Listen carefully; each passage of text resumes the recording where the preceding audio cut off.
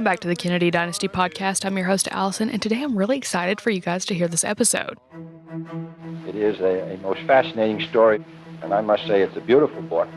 This week I had the opportunity to speak with author Susan Ronald about her new book, The Ambassador, Joseph P. Kennedy at the Court of St. James's, 1938 to 1940. So this book is truly fascinating as Susan shares her opinions backed up by extensive research, and I know many of you would be interested in reading this one. So it has wonderful endorsements from the Wall Street Journal, J. Randy Taraborelli, and Lawrence Leamer, to name a few. So I'm going to read a little bit about it from her publisher's website right now. Acclaimed biographer Susan Ronald reveals the truth about Joseph P. Kennedy's deeply controversial tenure as ambassador to Great Britain on the eve of World War II.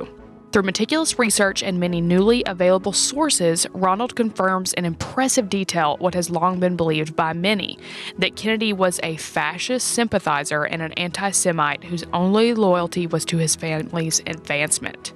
Oof. She also reveals the ambitions of the Kennedy dynasty during this period abroad as they sought to enter the world of high society London and establish themselves as America's first family. Thorough and utterly readable, The Ambassador explores a darker side of the Kennedy patriarch in an account sure to generate attention and controversy. So, without further ado, here is my conversation with Susan Ronald. Susan, thank you so much for joining me today. Thank you. Glad to be here. I'm so excited. You're actually my first female author I've had on the podcast, too, which is very exciting. Yeah, I know. It's very good. So start out by telling us a little bit about yourself and your writing background. Okay. I was born in Los Angeles. My paternal grandmother was British. I married a Brit, so therefore I live in England. Nice. You do. I basically, this is my second career. My first career was putting together project finance for restoration of historic properties into alternative use. Wow, that's amazing. Yeah. So I did that for about 20 years. So, but I started writing again. I mean, my first book came out in 1984, and it was about growing up in France because I lived in France for 6 years. So I've lived in Europe most of my adult life. Basically, I moved to England in 1986. So when did your interest of the Kennedys, predominantly Joseph P., begin? Has it been a long-term thing or just sparked from writing this book? Well, obviously, I'm of an age where I can remember when JFK was assassinated. I remember very well when Bobby was assassinated. I remember Chappaquiddick. Even though at that time I was already living in France, I think. Yes, I was at the time of Chappaquiddick. But the boys have always been of great interest. I think had Jack lived longer and had Bobby become president, America would probably be a very different place. Hopefully a better place. I completely agree. Certainly, I think they had the right ideas. Whether they would have been able to execute them is another story. But so I've always been interested in the careers of the sons. But because I've been in Britain for so long and because I'm good at translating things for Americans about the way of life in Europe, I basically have been very interested in looking at Americans in Europe generally. And the fascinating thing is that there have been lots of stories about American women like Nancy Astor and also Emerald Cunard, who was from San Francisco. I wrote about Florence Gould, who was in France. So I just felt that the political dimension had been ignored, generally speaking, and Americans who were quite active in government in Britain. Obviously, Churchill was half American. If his father had been American rather than his mother, he would have been American.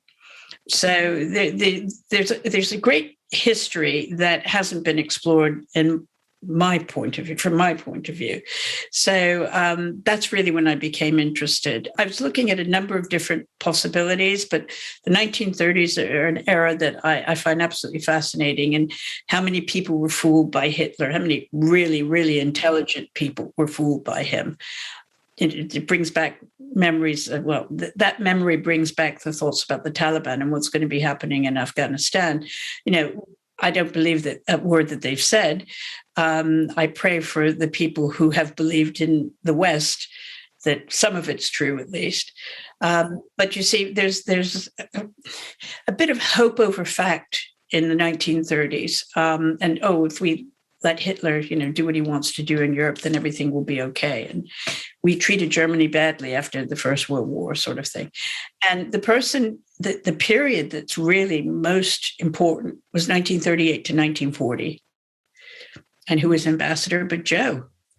Once I started reading about it, and once I started looking into it some more, I saw the tremendous influence that 2-year period had on Jack, and how it made him an internationalist rather than somebody who looked inward to America only, which was really his father's his thing.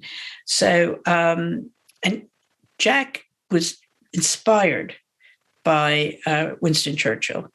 I mean, in September 1st, 1939, where was Jack? He was in London. He was in Parliament. He was in Parliament on the 3rd when Britain declared war with his older brother, Joe Jr., and his sister, Kathleen or Kick. So, he really understood the rhetoric that Churchill was giving at the time. He saw the importance of it. He didn't think that Britain would win, even with American help. And who blames him? But by the same token, he hadn't quite got the British mentality, and that the Brits wouldn't give in. They just wouldn't. I mean, at one point, it looked as though the government here was going to have to go to Canada and be a government in exile in Canada. And that was the last thing that Roosevelt wanted, because it would have brought the war to North America. So the things that people were saying against Roosevelt, he brought us into the war, there was no choice. At some point in time, you have to take a moral stand. And what I found so fascinating about the Joe Kennedy story is he thought that democracy was not something worth fighting for. He thought it was over. Whereas Jack and Bobby and also Teddy all believed in democracy. And there comes a time when you actually have to say, no, come on, leave us alone, or we're going to have to give you guys a good fight. And that's what Joe didn't understand. It's what Jack did understand. Jack also understood the errors that the British had made in dealing with Palestine. And yet Joe didn't think that he was an amazing person in terms of his thoughts. Why? Because he was different. He loved his son. He didn't understand the internationalist point of view. But, Jack had always been a sickly child, but that made him a reader. And he read all the time. And he read history all the time. And he, more than any of the others, understood the significance of history and geopolitics. In other words, who's my neighbor? Am I going to fight with him? Am I not going to fight with him? So Jack understood this. And at the end of the day, by 1940, Joe understood that Jack had an insight he lacked. And he turned to Jack to try and help him measure the way that he was talking to Americans about staying out of the war.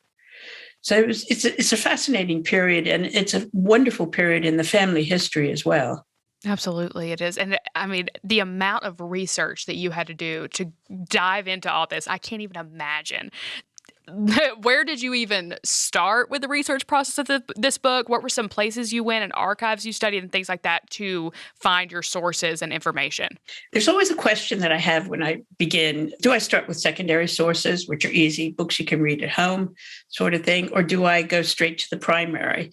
And it turned out that in this particular case, I had access to new secondary sources, which was essentially, believe it or not, the diary of the Soviet ambassador had been translated into English in a few years beforehand. And nobody who'd written about Joe Kennedy had access to this in English. And I suddenly saw an entire picture of all of the personalities involved. And the guy's name was Ivan Maysky. And Maysky had been ambassador here for about 20 years. So he understood the way everything worked, and he was quite a canny operator. He had to be to stay in that kind of position as long as he did, especially when Stalin got in. Stalin actually ended up putting him in prison for a long time, and the diaries were nearly lost, but they've now been translated into English. But that gave me an insight into Joe that nobody else did. And I said, okay, this is definitely a goer. Because it's one thing to write, history, but you have to understand how people felt about this person. I then went to, fortunately, most of the FDR library most of the crucial documents are now digital. And so that was the second place I went, from the comfort of my own home.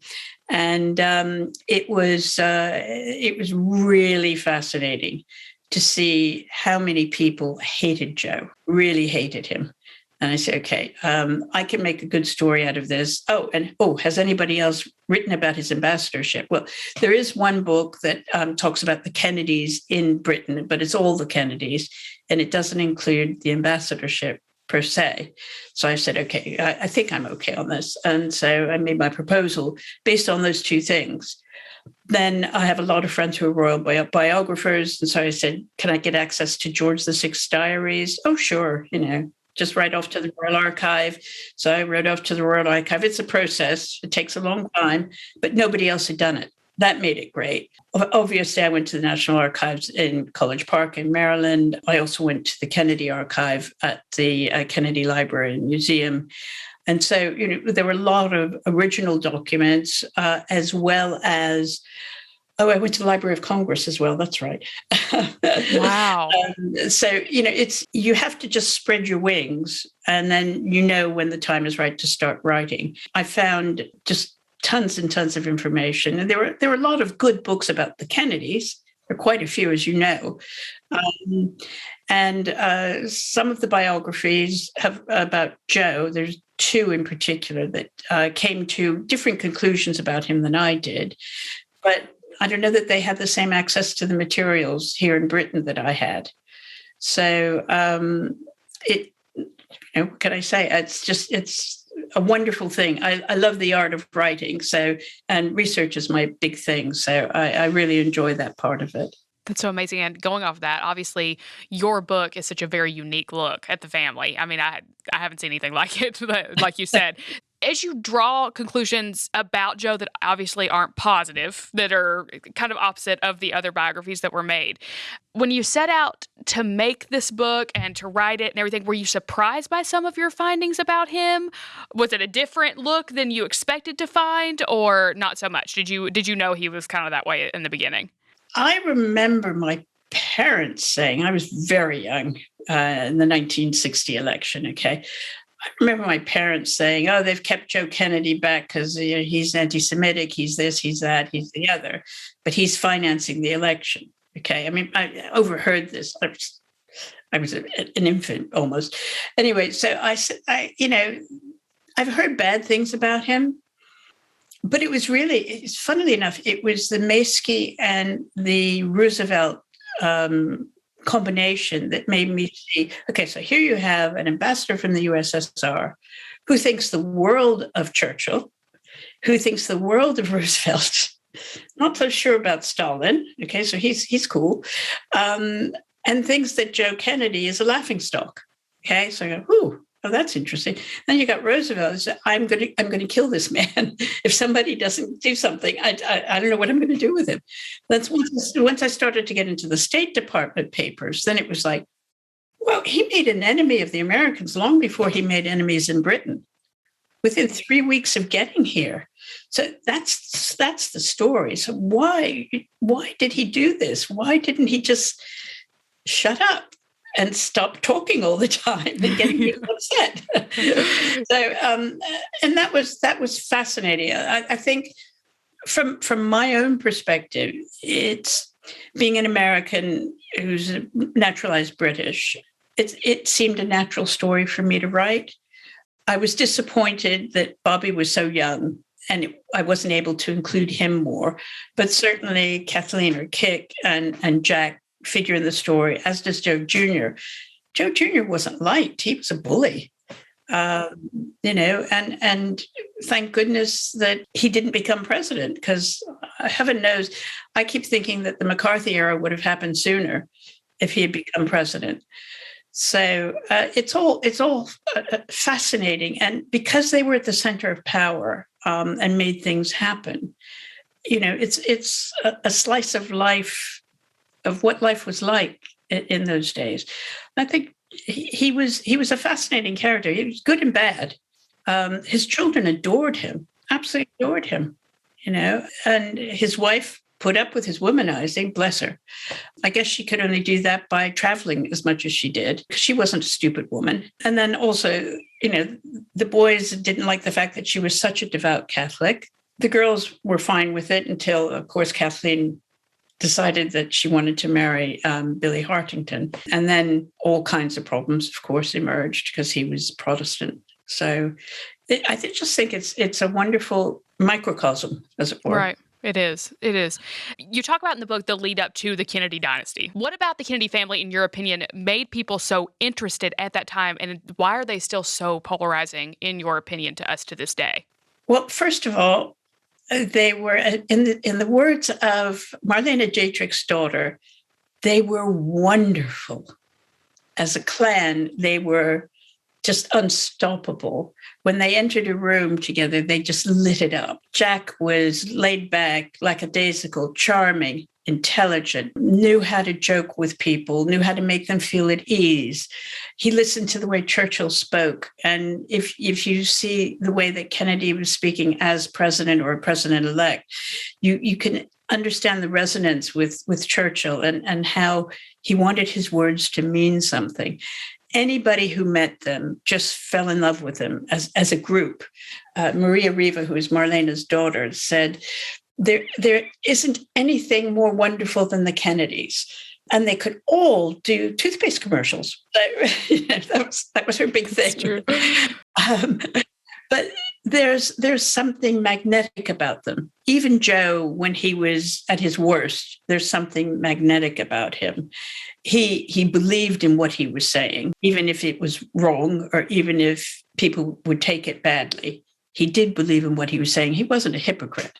So there's a lot that can be said for being plain spoken, but you have to know when not to speak. Kind of going off of that too, you can kind of be a fan of somebody even if they're bad. Just like people are fans of the Joker and Batman, right? So you, at the end of this and this process and this research, are you kind of a little bit of a fan of Joe Kennedy, or can you not stand him after everything that you read? He became, because when you're writing a biography, okay, you're living with somebody for an awfully long period of time, okay? And it was, during the writing, it was, in the beginning, a love-hate relationship. I love the fact that he was a financial wizard. I thought that was great. The fact that he was always seeing the next thing to make money. I mean, he left Wall Street in 1927, 2 years before the crash, knowing the crash was going to come, right? Goes to Hollywood. Talkies are going to come. That's going to be the next big thing. Okay? Makes money in Hollywood. Nobody makes money in Hollywood. Then he becomes an importer of fine Scotch whiskey, just as he's about to become ambassador as well. Makes another fortune. After he's ambassador, he makes the biggest fortune ever in real estate. I mean, the guy just had an amazing touch. So I admired him for that. I admired him for the fact that he wanted to better his lot and his children's lot in the world. He wanted to make a difference. He wanted everybody to be proud of the name Kennedy. And there's nothing wrong in that at all. Okay.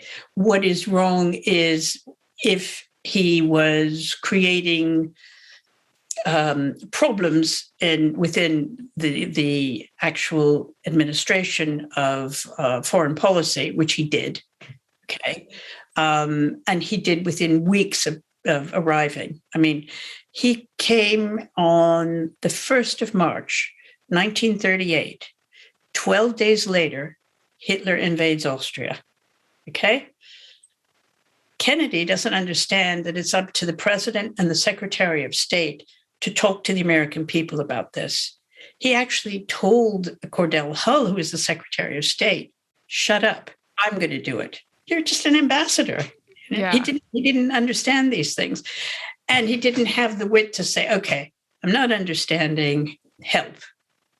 Everybody did try to help him in the beginning, but within 2 weeks, he'd alienated the State Department. Within the first 3 months, he'd alienated the president completely. Never mind the British, they didn't care at that point. But it became obvious by the first 6 months that everyone had to work around Joe Kennedy. And I found that compellingly sad because I'd like to think that I'm an empathetic person. So I found it really sad in a lot of different ways that he was alienating the very people who had given him this opportunity for no reason, just because he wanted to make his point. The problem, though, then I had the converse reaction, which was the reason why you're saying this is you believe that democracy doesn't matter and it's at an end. And you're trying to create a semi-fascist state in America. That's wrong. That's bad. And you're a bad man.